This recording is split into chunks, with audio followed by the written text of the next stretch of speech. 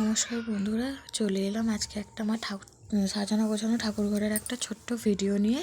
তো অবশ্যই ভালো লাগলে লাইক কমেন্ট করো, শেয়ারও করো। তো আজকে অঘ্রাণ মাসের শেষ বৃহস্পতিবার, তো চলো সেটাই দেখাবো তোমাদের সাথে, একটু শেয়ার করব। তো ঠাকুরগুলোকে এক এক করে পুছে নেবো, চান করাবো না যেহেতু ঠান্ডা লেগে যাবে ঠাকুরের, সেই জন্য রোজ চান করানো হয় না, খালি এমনি একটু পুছে দেওয়া হয় ঠাকুরকে। আর আমার তারকেশ্বর শিব বাবাকে রোজই চান করাতে হয়। তো চলো এক এক করে ঠাকুরগুলো সব পুছে নিই।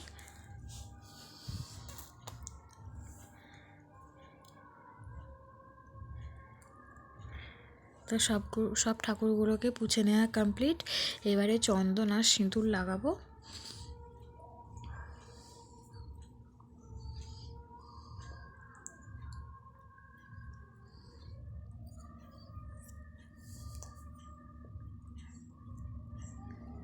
আমার সব ঠাকুরগুলোকেই চন্দন আর সিঁদুর লাগানো কমপ্লিট হয়ে গেছে। এবারে ফুল দিয়ে সাজাবো ঠাকুরগুলোকে।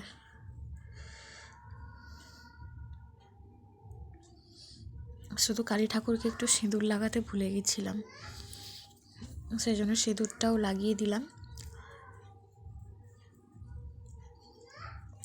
লক্ষ্মী গণেশের কাছে আজকে যেহেতু শেষ বৃহস্পতিবার, সেই জন্য ধান পড়লো। তো দেখো আমার সাজানো গোছানো আমার ঠাকুর ঘর। আমার ছেলেকে ঠান্ডা লেগে যাবে সেই জন্য একটা জামা পরিয়ে দিয়েছি। এই যে ফুল দিয়ে সাজিয়ে নেবো, একটা একটা করে ফুল দিয়ে ঠাকুরকে সাজিয়ে নেবো।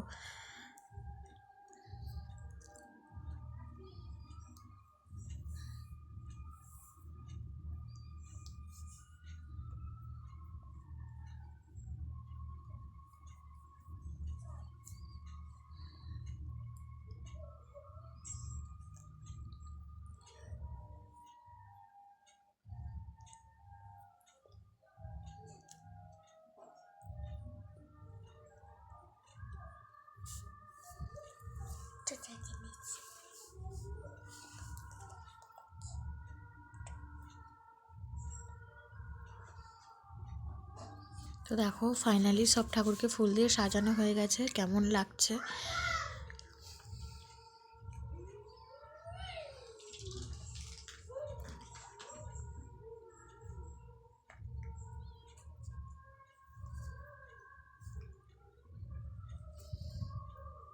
এবারে ঠাকুরকে ফল দিয়ে, আজকে যেহেতু লাস্ট বৃহস্পতিবার সেই জন্য ফল দিয়েই পুজো দেবো।